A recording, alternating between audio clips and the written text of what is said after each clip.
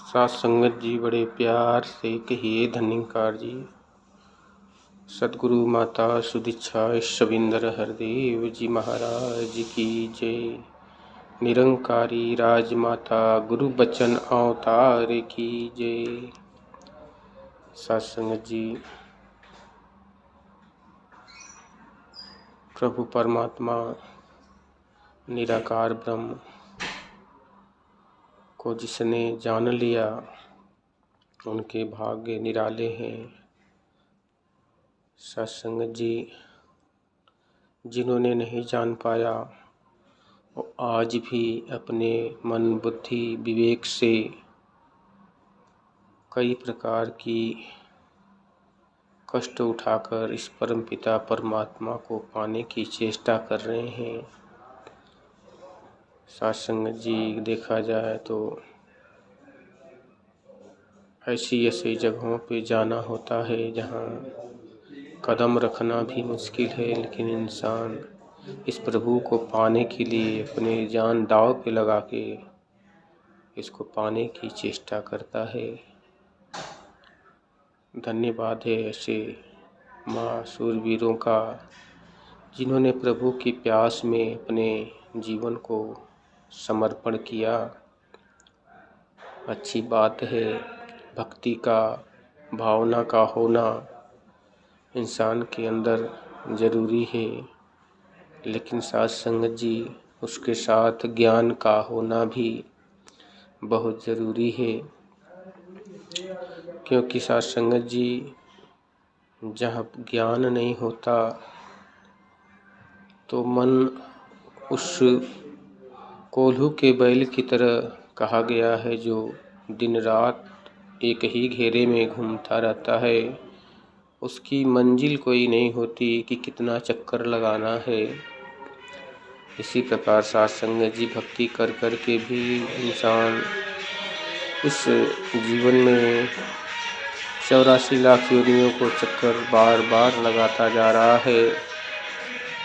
उसे खबर ही नहीं है कि ये मानव जीवन क्यों मिला, क्या करने के लिए मिला, और चेते भी कैसे साथ संगत जी, जब तक आप संतों महापुरुषों के चरण से मुलाकात नहीं होगी, सतगुरु से रहमत प्राप्त नहीं होगी, तब तक चेतेगा कैसे साथ संगत जी। जिस प्रकार साथ संगत जी कहते हैं कि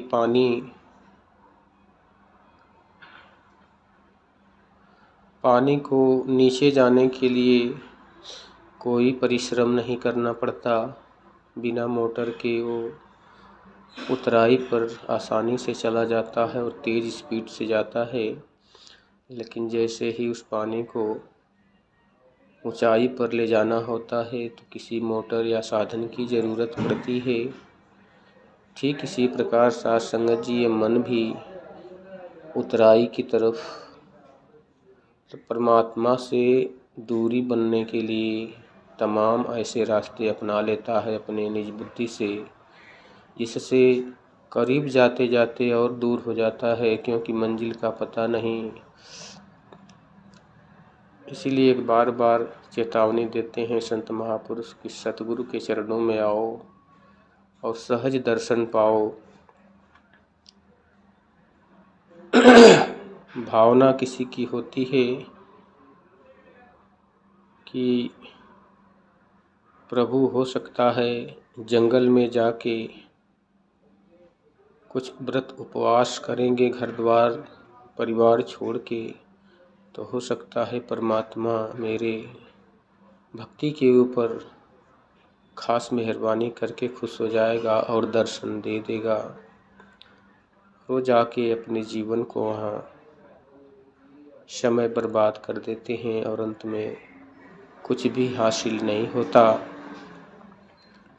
कुछ तीर्थ व्रतों के पास जाके अपने जीवन को अस्थायी करके बैठ जाते हैं कि हो सकता है इस तीर्थ व्रत में भगवान का दर्शन मिल जाए। सत्संग जी, वहाँ भी नहीं मिलता।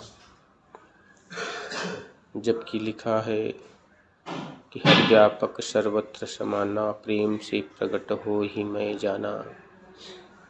वो प्रेम को खोजना है जिस प्रेम से परमात्मा प्रकट होता है। अग्नि लकड़ी के अंदर है लेकिन स्वतः ही वो जलती नहीं सत्संग जी, उसे किसी न किसी अग्नि से ही जलाना पड़ता है। इसी प्रकार किसी दीपक को किसी लौ से ही जलाना पड़ता है। इसी प्रकार सत्संग जी जो ब्रह्मज्ञानी हैं, जिन्होंने प्रभु परमात्मा को जान लिया है, देख लिया है, समझ लिया है, उनसे मिलकर इसको आसानी से जाना जा सकता है।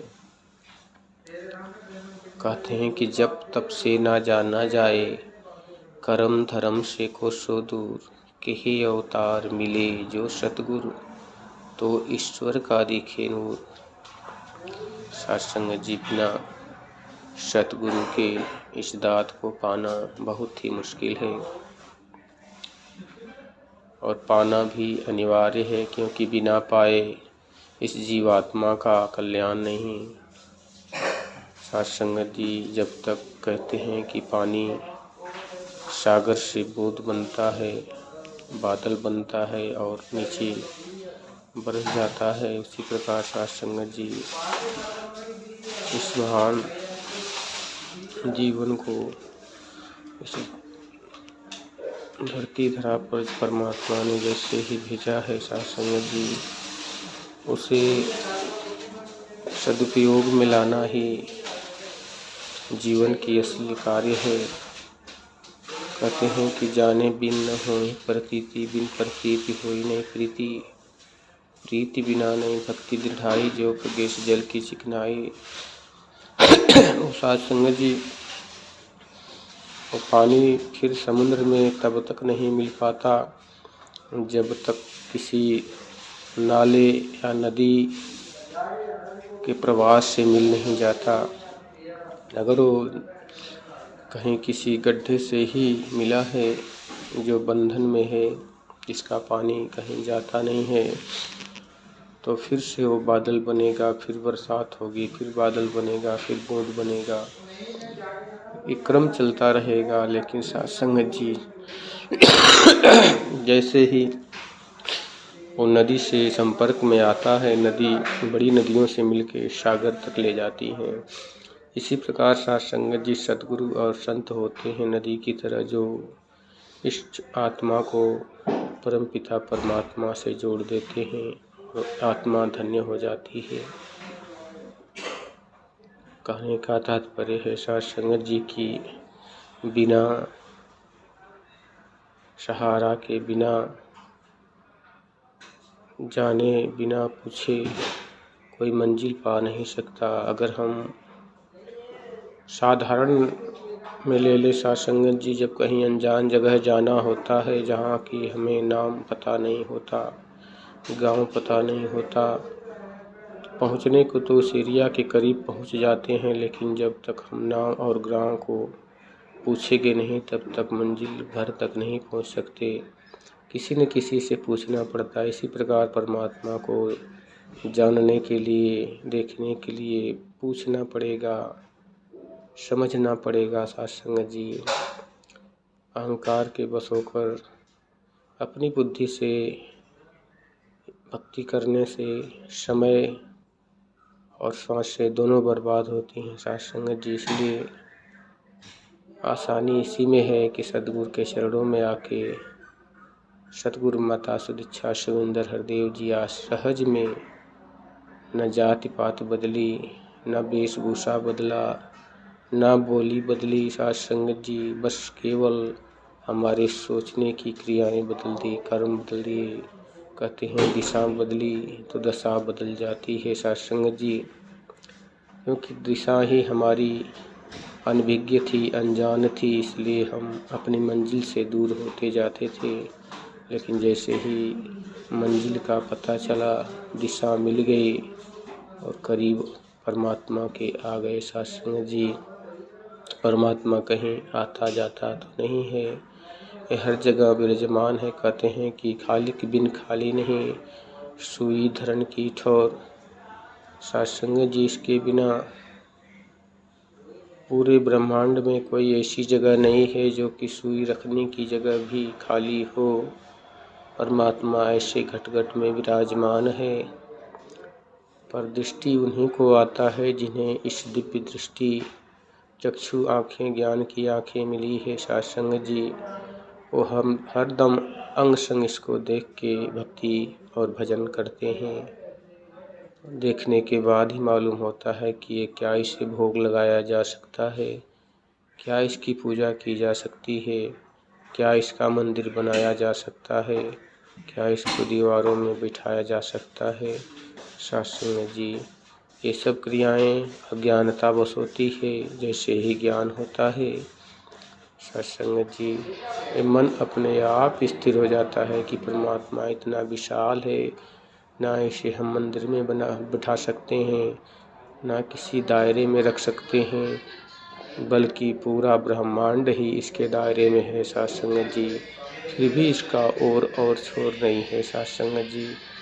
तो ऐसे परमात्मा को, निराकार ब्रह्म जो ना शस्त्र से कटता है, न अग्नि से जलता है, न पानी से भीगता है, न हवा से उड़ता है, जो समय के साथ बदलता नहीं है, न आता है न जाता है, ऐसा महान परमात्मा को पाने के लिए निरंकारी मिशन सतगुरु माता सुदीक्षा सविंदर जी के चरणों में आके आप भी इसे आसानी से देख सकते हैं, जान सकते हैं।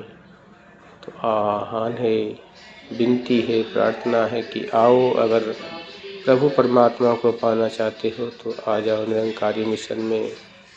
गारंटी से आपको इस प्रभु का दर्शन हो जाएगा। प्यार से कहिए धन्यकार जी।